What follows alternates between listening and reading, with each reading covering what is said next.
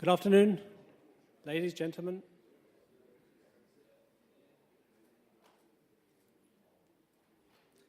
Thank you very much for attending this intervention by Lawbird Legal Services lawyer. My name is Antonio Flores. I come from Spain. I'm Spanish. I come from Malaga. I'm the director of a law firm operating in the Costa del Sol, although we do also have work carried out in other places of Spain. Anyway, we're going to be talking about fraud on the Costa del Sol. I'm going to make it quite simple and easy to understand and not make it too boring. But it is actually a very interesting topic, but I'm going to be basically starting off with talking about what we do as a law firm, but more importantly of the different cases we've come across, which I think represent what is actually going on in Spain in respect to fraud. Unfortunately, Spain is a country where fraud is not pursued actively like other countries. I think we are one of those Latin countries, no disrespect for my own country, but we don't tend to chase financial fraud as they do in other countries where there is a more sophisticated infrastructure in respect to that type of business. So, unfortunately, this actually undermines the idea of what Spain does in respect to criminals, defrauders, fraudulent operators. People think that Spain provides impunity and immunity just by not doing anything against expat criminals. It happens as well that in Spain, an expat versus expat fraud case is seen as the least interesting case to deal with by courts and judges. It doesn't have a social sort of impact on people because Spanish people are not involved. So naturally what they do is they consider that this is an issue between foreigners. They have to chase them. It's not that the courts don't have or have the right not to chase them. They have to chase them, but they have less interest in chasing them just because it doesn't affect Spanish people. So it's not a matter of it's not in the public interest to chase them as much as Spanish people shouting in the streets, for example. So I've just made here as an introduction two sort of subdivisions of the type of fraud that one could find in Spain as an expat. Okay, as an expat going on a daily basis with your business, or as a holiday maker, or as a permanent resident, people who live there, or people who just come on holidays. I've separated criminal fraud from civil fraud. You might think, well, civil fraud, what is that? Well, civil fraud is as close as you can get to criminal fraud, but without having to go into a criminal court. So in other words, you are a swindler, or close to being a swindler, or an alleged swindler, but still the courts will understand that you need to be dealt with by civil courts. Okay? We have criminal fraud, three great groups here, where most of the money has been lost. Financial investment schemes, which are just simply deals that don't exist, just money that's taken, put into bank accounts and just pocketed by the individual who's purporting to offer that service. It's just a downright scam. Then you've got Ponzi. We all know what a Ponzi is, but they still today, they operate successfully just by preying on the ignorant, unfortunately. You see, ignorance has never been a crime, so this is why I think most people still fall for these sort of things. I think if ignorance and stupidity was a crime, if it were a crime, then a lot of people wouldn't pay their money. But unfortunately, it's not the case. And then you've got timeshare. Timeshare traditionally has been a source of a fraud. A lot of people did fall for what we used to call the timeshare resale fraud. And then we must also go back to the 90s when there was John Palmer who was convicted. Then he was murdered in the UK. He ran a massive timeshare fraudulent industry in the Canary Islands. Okay, we're going back to the 90s. He had actually managed to get the whole of the Tenerife police and Las Palmas police on his pocket. So basically they had to clean the whole island of the policemen. They had to bring Madrid officers to deal with that case. It was quite serious. Now we've got civil fraud. Okay, civil fraud is basically a misrepresentation of a material fact, but with the knowledge that it can cause damage to people. Now, I've separated three groups of perpetrators. We've got banks, we've got insurance companies, and property developers. Okay, banks, we all know what banks have done, and some banks in Spain have actually been tried criminally. Now companies in Spain from 2010, they can actually be tried criminally. But mostly it's the individuals who run the companies, of course. You know, it's people who press buttons.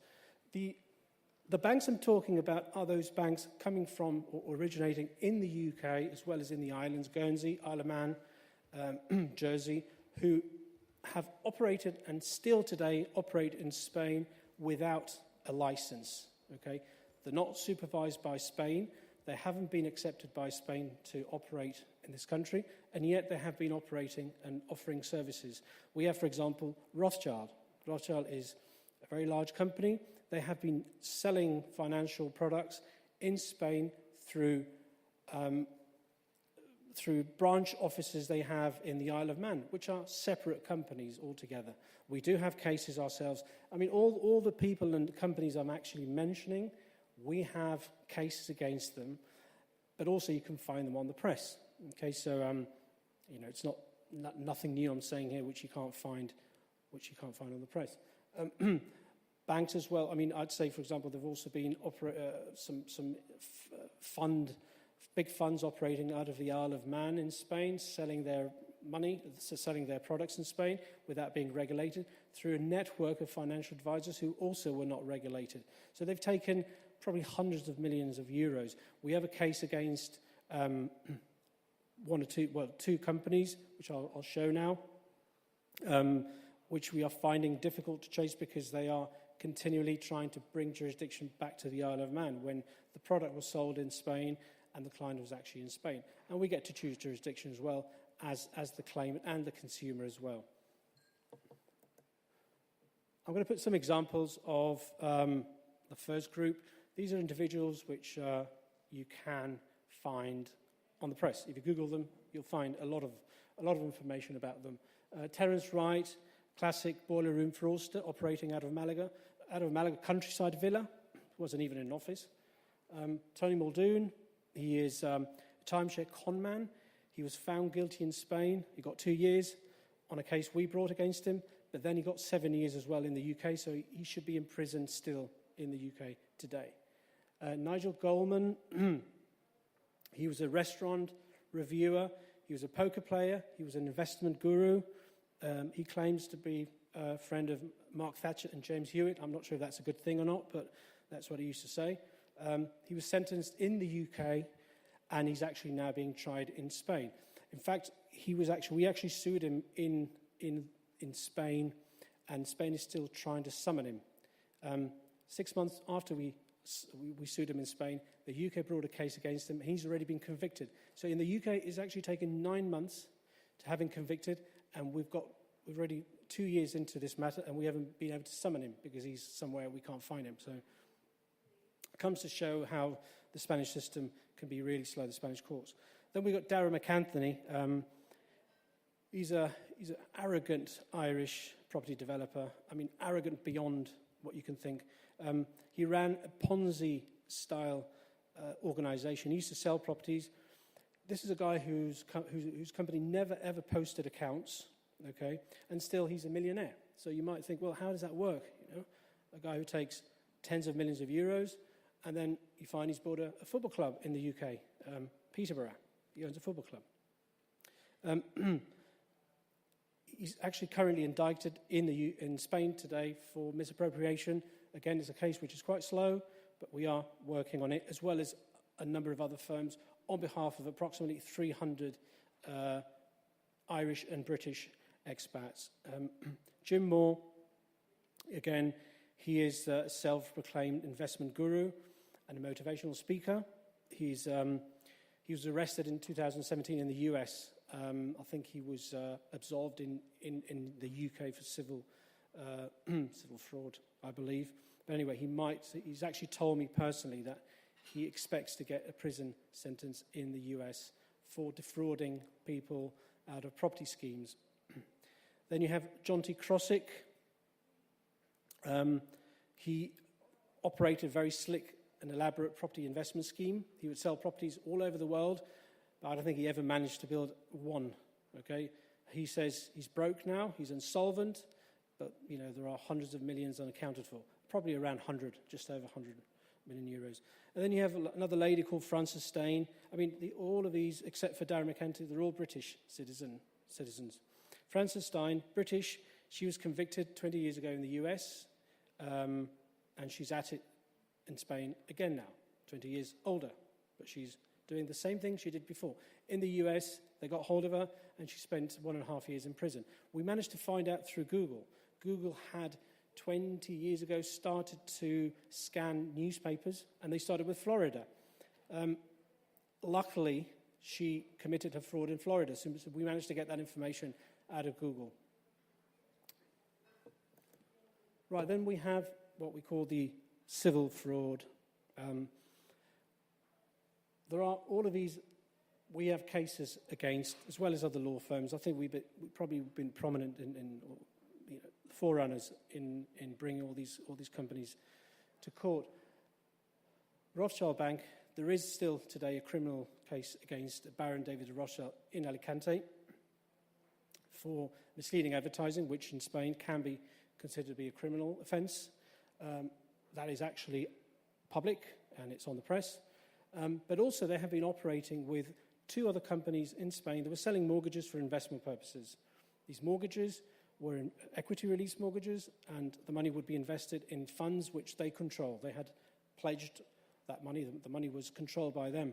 They basically say they never did such a thing. They just lent money to pensioners without an income. Okay, so they were lending up to 80% of the property values of pensioners, of British pensioners living on the Costa del Sol with hardly any income, and they were lending, as I say, hundreds of thousands of euros for investment purposes.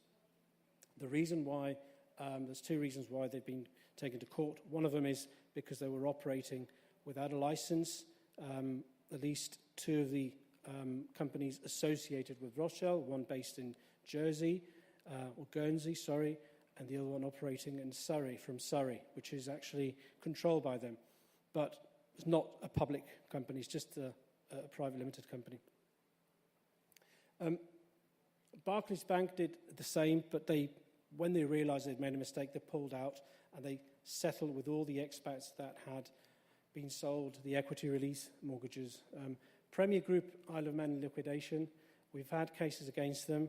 They were selling life insurance policies. They were selling financial investment products in Spain without having a license. Okay, they've now since gone into liquidation. Old Mutual, we all know Old Mutual. It's a very large multinational company. We are suing specifically the one operating out of the Isle of Man. They again operate without a license in Spain. They claim they've never operated in Spain, but it just so happens that approximately 400 people who are their clients live in Spain, and they were sold the products in Spain through a network of financial advisors based on the Costa del Sol and also in Alicante.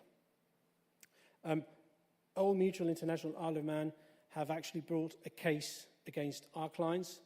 They've in the Isle of Man, and they're trying to get them to withdraw the case in Spain under threat of contempt of court. So the judge in the Isle of Man, who happens to be a former employee of another company operating in the Isle of Man, he actually threatened our law firm as well with contempt of court if we did not withdraw the case, which, obviously it's going a bit too far when you understand that we operate in Spain and we don't have anything to do with the Isle of Man. Generali, Worldwide, Guernsey as well. They operate out of this island, and they've sold a lot of products in Spain without having a license by the Spanish regulator. Recovery. Okay, this is an important one. I mean, recovery is always the main aspect of any potential claim. When your clients are looking for, approach a law firm, and they say, right, what is my ability to get this? What do you think we could do with this case? Is there any chance of recovering anything? Am I throwing good money after bad? We tend to show them this very simple diagram where it shows the likelihood of getting your money back. It starts with banks, and it ends up with Ponzi schemes and timeshare scams. The ones at the bottom, bogus financial and insurance brokers, Ponzi schemes, timeshare scams, they're just professional scammers. So the money probably is, by the time you've paid it, the money's gone. Okay, it goes straight from the company you send it to the pocket of the guy who's running it. But banks, insurance companies, and to a certain extent, property developers, there is a fair good chance of recovery, of obtaining money from them. Obviously, banks are money. Banks are liquid. So if you have a case against them, it's fairly easy to enforce it. Okay, we've known cases of banks not willing to pay. Other colleagues of mine in Spain, we know cases of actually the bailiff going to the closest branch office and taking the chairs and the tables and the computers. Obviously, shortly after that, they paid. But some of the times they fight hard. Property developers, the ones that haven't got bust, they would have stock. And then you have real estate agencies, which, it depends how big they are. If you have a big, like Hamptons, one of the large ones in the UK, not that we have anything against Hamptons or anyone in the UK, but the ones in Spain, if they are large enough, you can probably go against them. Otherwise, it becomes difficult. Okay. Now, recovery routes. Again, bring a case against a defendant. You have to look at, which way to go. Generally, the first course of action will go against a company. If it's a straightforward fraud, there's little point in going against a company. You might as well just go against the individual by piercing the corporate veil. This in Spain is actually possible. You can go against individuals. If they are an outright fraud, you won't find anything. Banks. Banks have become in Spain in the last few years the typical defendant everyone is looking to sue. Okay? It's the ideal defendant because you always know they're going to pay if you win. They're not always liable, but they can be liable in many, many instances. From 2010 onwards, when the Money Laundering Act was implemented in Spain, there's now an obligation on banks to identify every single customer that sends money into any account, and obviously that determines as well that investigation that is made into the operation of a bank account holder. If there is a Ponzi scheme operating from a bank, there's already a case of Santander in Madrid. They were found responsible for allowing an illegal Ponzi scheme from operating in their accounts, and they were forced to repay the money. Okay, just because they never bothered to see what this company was actually doing. There's also obviously a duty of care towards the customers. If people are sending money and that money is quickly sent out without any justification to an offshore jurisdiction, then the bank can also be found guilty of breach of duty of care. And then, it might be funny I say that, but lawyers as well. Lawyers have also been sued in Spain for exactly the same reason, for allowing money to go into their client's account without checking what that money was for. A lot of these very persuasive con people, they sit down with lawyers, they offer a lot of money. Legal fees is never normally an issue with them. They always pay nicely. I'm not saying that by experience, but I know from other guys and other colleagues of mine, they can be very persuasive even with the lawyers.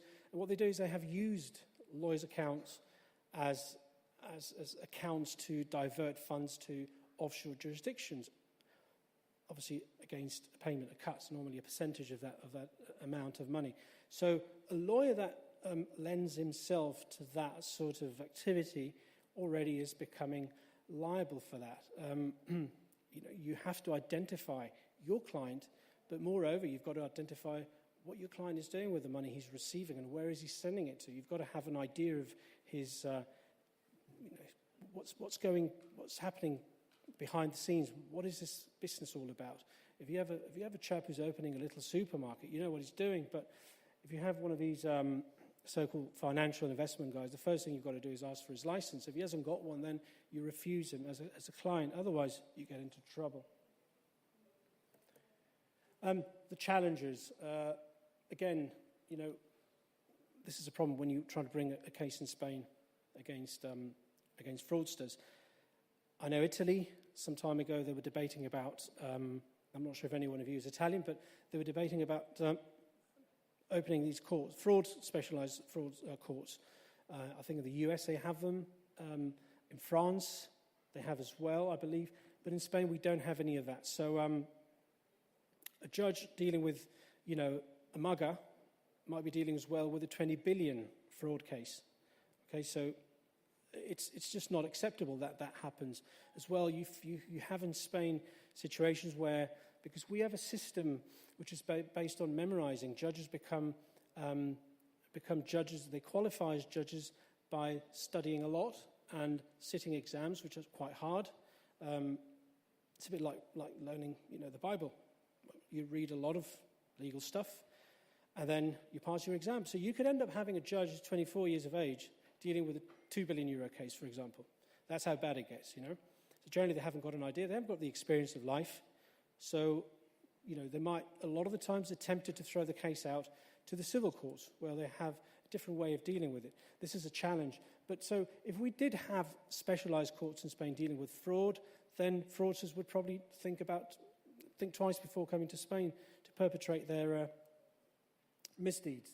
As well, you've got a general disinterest in investment schemes going on. Because Spain is not I'm not trying to put down Spain, but it's not still today a sophisticated country in financial business as other countries in the north of Europe are. The culture is still not there. You probably will find it in Madrid, you probably will find it in Barcelona, the large cities, but you still don't find it all over Spain, which means that there is generally a disinterest in investment schemes that have gone wrong. So a lot of the judges, a lot of times say, well, you should have known better.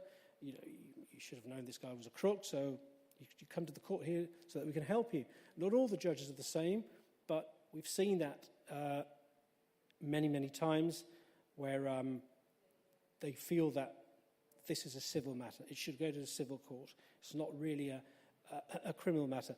That lady I mentioned before, Frances Stain, we brought a case against her in a criminal court, and notwithstanding the fact that we proved that 20 years ago she'd done the same operation and she'd defrauded $400,000 in Florida, and she'd done the same in Spain, the civil court thought it was a civil matter. So it's very frustrating. It's very disappointing sometimes. As well, you've got slow processing of criminal cases, expat versus expat or foreign companies. It's what I've said before. We've seen a lot of fraud cases in Spain where hundreds of people would gather outside the court, rallying, demonstrating, shouting, throwing eggs. When that's on the news, the judge makes sure that his case goes fast. If you're dealing with expat versus expats, which most of the times are not even in Spain, the judge thinks, well, it's not so serious. If it were, it should be here, screaming and shouting. So it tends to go slow. And I'm not trying to generalize that all the cases are the same, because there are hundreds of judges, and some of them are very professional, but unfortunately some others are not. And we just seem to be finding all the bad ones all the time. So you also find that the processing motions of these criminal cases are slow, just inevitably slow. The law changed as well in Spain to try to have the investigation phase cut down to 6 months or 2 years where it was considered to be complicated or a complex matter. Most of the times they pass it on to complex matters. So it takes 2 years or even 2.5 years. So still it's very slow. They've tried to change the criminal procedures to facilitate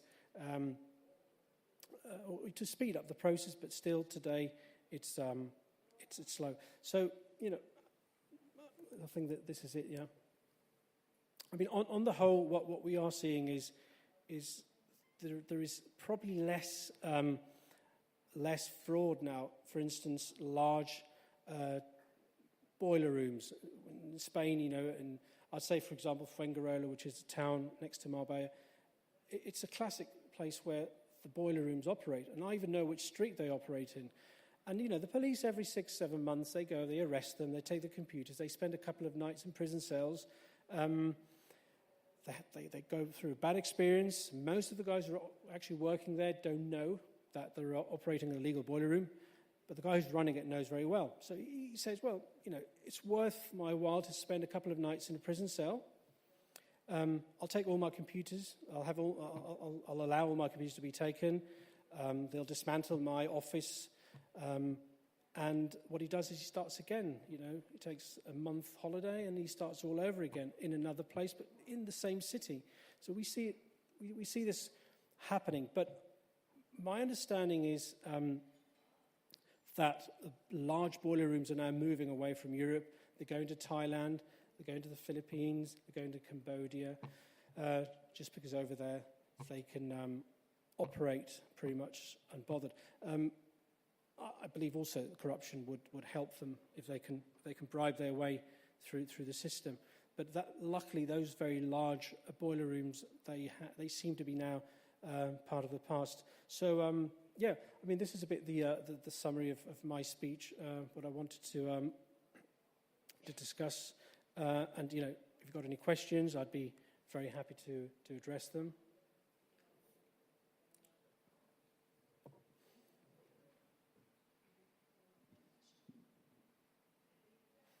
Just a quick question from here. Yeah. Thank you. Presume the names you put up on that list at the outset, they're the tip of the iceberg, frankly, as well. I'm sorry, can you say? Tip of the iceberg, those names. Replicate that multiple times over, I'm guessing. Oh, yes.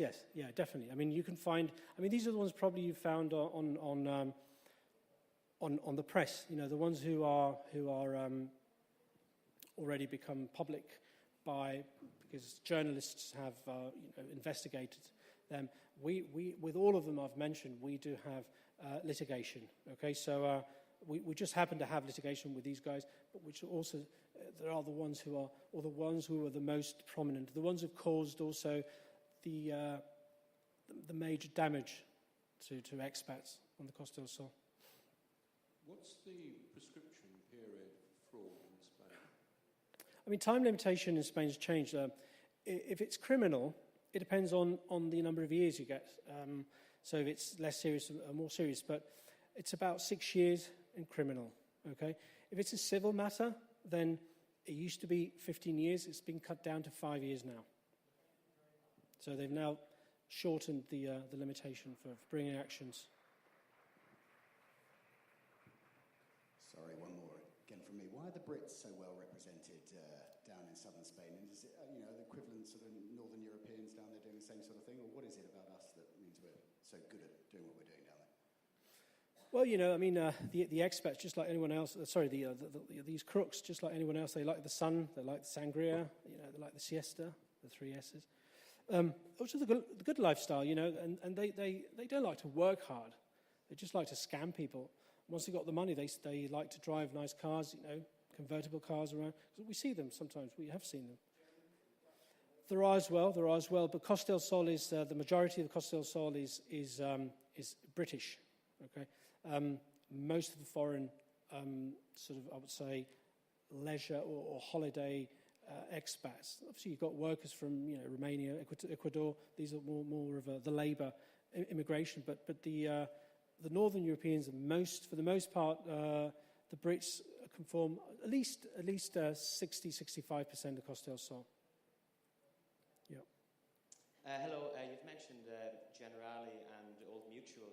Have you had any experience of dealing with companies like that in the Isle of Man? And what is the kind of case against the company there? I'm based in Dubai, where a lot of mis-selling has occurred, and and the expats can't really find a solution against advisors in that jurisdiction.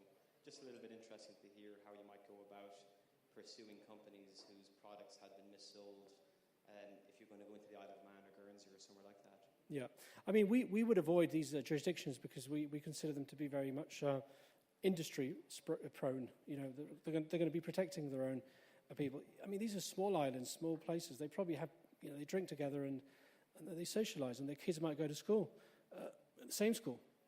You know, so and there are judges as well who sort of get transferred from the private industry to you know, to the courts, with all the problems that brings. But, you know, our cases are based on lack of license, lack of qualification to operate in Spain, which basically means that we're not even going through mis-selling. It's not about mis-selling. It's about them operating in Spain illegally, which brings about a case for utter illegality or nullity, which means we don't even have a limitation to bring an action.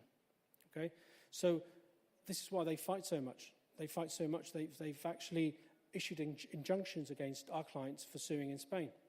They've actually tried to prevent them from suing in Spain, even getting the judge to issue a warrant against them for being in contempt of court, saying, you know, you could be arrested. I have had a letter from the court saying I could be arrested if I pursue the case in Spain, because there is a clause in a contract in the island, for example, sorry, what was the other one? All Mutual, which says that jurisdiction will be the Isle of Man. I said, well, jurisdiction can never be what you say. I mean, jurisdiction will be what the laws say it will be. And then in the second instance, it will be whatever you sign. But you can't supersede consumer protection regulations because they are law. So the courts in Spain have accepted the case, and they've thrown out a petition to have the case heard in the Isle of Man. So there is a conflict of jurisdictions, effectively. So if you're talking about Dubai, that would depend, you know, if they are operating legally or not in Dubai. We try to avoid suing the you know, financial advisors because most of them are not regulated and they don't have money, and so we do use them to have jurisdiction in Spain, because the law says that a defendant that is sued, you know, if you have a choice of defendants, if there is a joinder of claim of defendants, so long as one of them is in Spain, you can sue all of them in Spain. So, you know, each jurisdiction has its own tricks. We are looking for ways to bring them into the Spanish courts where we think we can get a ruling. The second problem, or the second issue we'll find, which is an obstacle, is enforcement. Okay, if we have a ruling but we can't enforce it in the Isle of Man, that becomes a problem. So, I think All Mutual is trying to get the court there to prevent us from, in future, bringing an enforcement action. So, yeah, it's difficult to say. I have heard that in Dubai there's a lot of mis-selling, but because that jurisdiction is not known to me, I wouldn't be able to tell you, actually. Oh, hi. I apologize if someone's asked this already, because I tried to do Danske Bank in parallel, or maybe you've said this yourself. But I had a question. I wonder whether you could comment a little bit on your perspective on the recent Troika case in Spain that was dismissed, you know, the big Russian case, where 17 defendants, I think, were dismissed by the judge. Maybe you're not familiar with the case, but there's the big Russian organized crime case that's been going on since 2008. Right. It's just been dismissed on the 18th of October. Is it dismissed today? No. When was it dismissed? October, 18th of October. I But don't. maybe you haven't followed the case. Is it the one in Alicante? They were. I'm not sure. Is it the one they were in Alicante based? Maybe Malaga. Malaga. I don't know which case is that one. That's fine. I don't know. I can talk to you offline about it. But I'll check that up. It's interesting.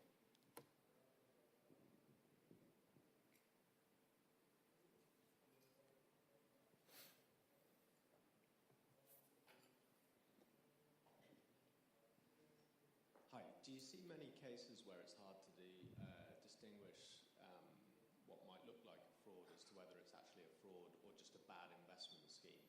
Because I've certainly, in the insolvency and restructuring space, seen a number of instances either a bad investment scheme or it's a fraud where they've tried to make it look like they've made some effort to run some sort of business.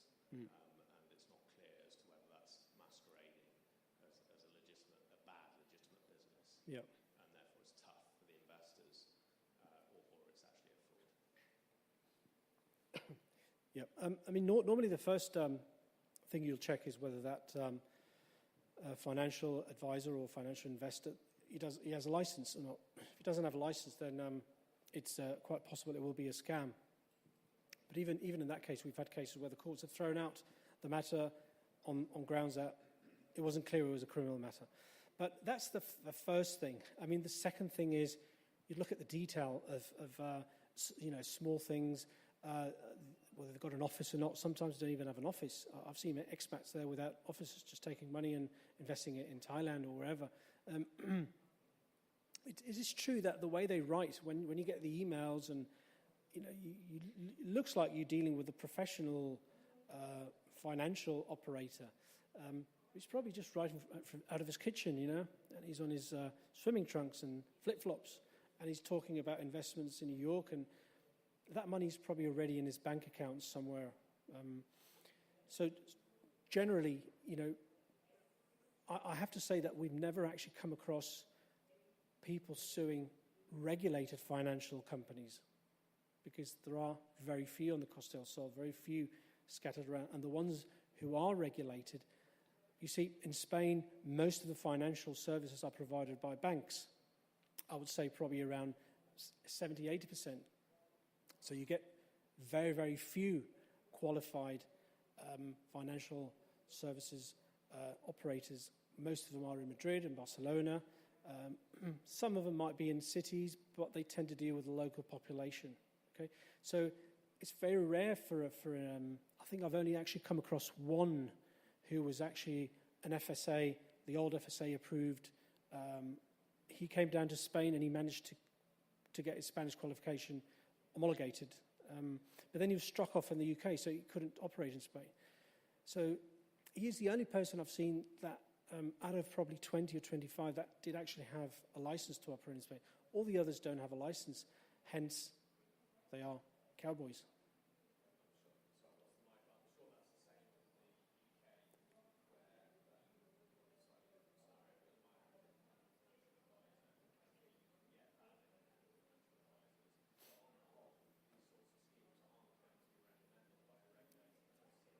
Yep.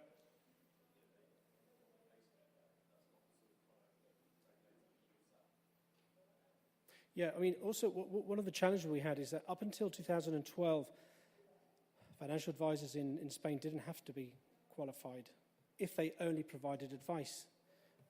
Obviously, the ones who took the money, who were the ones who were causing most of the damage, they were not qualified and they were just con men. But it's only after 2012 that they became, it was actually 2010, sorry, they became forced to be regulated to provide even just normal advice. Apart from sporadic, friendly advice, but if you did it on a professional basis, then you had to be qualified. So, the Costa del Sol is a place where the Spanish supervisor almost doesn't exist. You never see them. You never see them coming down and raiding offices, or very rarely. They tend to concentrate in the cities, which is a shame. And again, I go back to the expat versus expat scenarios. Most of the things they'll do is they put them on the blacklist, and they'll say, these are dodgy, don't deal with them. And then, that's it. You won't see much more. I hope it changes, but it has to change with the culture as well, with the financial Spanish culture. Will Jordan, Al Jazeera. Just to follow up on the Russian issue there. Obviously, there's a presence of Russian organised crime in southern Spain. Yeah. And they like a bit of fraud. Do you have any sense of how active they are in committing fraud and running schemes in the south of Spain? No, I mean, normally the Russians, the Russian mafia, or how they used to call it colloquially, they have been dealing mostly when it comes to Spain. They've just come down to Spain to launder the money of the proceeds of ill-gotten gains elsewhere. Russia or Azerbaijan or wherever. So you don't get them there operating. They just simply live luxury lifestyles, buy expensive cars, buy all sorts of expensive villas up to 20 million euros. So not all of them, of course, but when it comes to the ones who have probably been investigated, those tend to be part of the gang that launders the money into real estate. Yeah. I have a question. One thing that I don't get about what you're describing here is the role of the banks in this whole thing. I mean, nowadays with the amount of regulation and the directives about AML and everything, it's hard enough to open a bank account and maintain a bank account for a legitimate business. And I'm wondering how this guy, the guy in the flip-flops and in his kitchen, how does he manage to maintain a bank account without any kind of legitimate or supervisory body approving him or anything like that? Is it your experience that it is indeed getting more difficult for these people to be doing this business, or are these sort of legacy cases from before all this regulation came in? Yeah, all these cases which I've described basically would probably start in 2006-07, and they've gone all the way to 2013-14. The banks do procure to control of bank accounts, control of monies, of the flow of monies, but they don't always do it. They fail a lot of the times. There are thousands of transactions going on. So it is true what you say. The regulations are very, very hard, but they don't always get it right. And a few years ago, 3-4 years ago, it was much more lax. But for example, a chap like Darren McAntony, who was running what we would call legitimate property development firm or real estate agent firm, he would do both things, But at the end of the day, he was running a massive Ponzi scheme. A guy who was just simply dipping into his account, taking deposits, clients' deposits, and buying himself a Ferrari, stuff like this. For a bank, it's difficult because a bank, he sees deposits coming for property. So that's where their supervision role ends. They can't go any further. If a guy dips in, buys himself a Ferrari, a Lambo, a Bentley, and he doesn't post profits, he doesn't have a salary, and then one day he closes his operation because he puts it in liquidation, as he says, because he's just simply wiped the whole thing out of money. Banks are difficult. I mean, you can't get banks to be liable for that necessarily. Otherwise, you would have banks as being almost like partners in crime, In financial investment, financial business, yes, because, for example, I mentioned one in Banco Santander because it was published on the press. The bank was found to have recklessly allowed someone to use their accounts to run a Ponzi scheme, effectively. Rather Ponzi, it was an illegitimate financial scheme. So the money was inevitably lost, as it always is, and the bank was found guilty, and they were made to pay that money. So they were made co-liable, which I think it's a very good thing.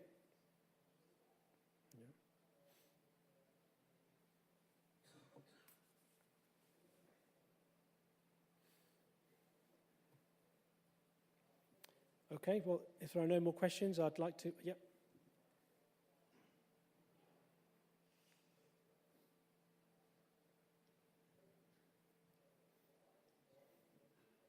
Are there any restrictions on non-Spanish nationals conducting investigations in Spain? No, absolutely not. No, not at least, not for the time being until Brexit kicks in. We'll see afterwards. No, I suppose it's going to be okay. It's going to be the same. They'll find ways. How? I don't know, but currently, no. You can, it isn't a regulated activity, so anyone can do it. You're welcome. Okay, well, if there are no questions, I'd like to thank you for attending this session, and hope to see you soon. Thanks very much.